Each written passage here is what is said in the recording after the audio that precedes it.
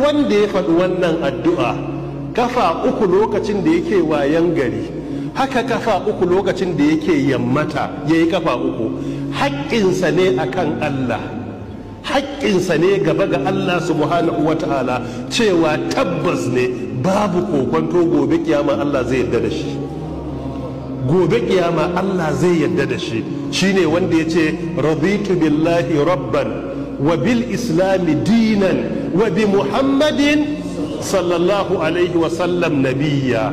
Wannan hadisi na Tirmizi hadisi na 3389, Sheikh Muhammad Nasir rahmatullahi alaihi a cikin ta hakiki ya tabbatar da cewa hadisi ne wanda yake mai kyau.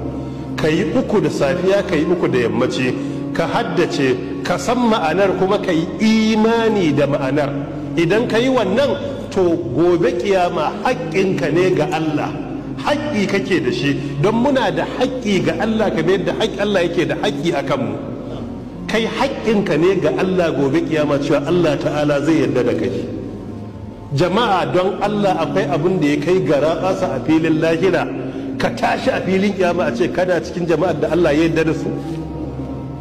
Akwai abin da ya kai wannan ni'ima a filin kiyama, lokacin tashin hankali, lokacin yawma tubular sara'ir, ka wayi gari a ce kai wani ai baka da matsala, ku ne yardaddu a wurin Allah.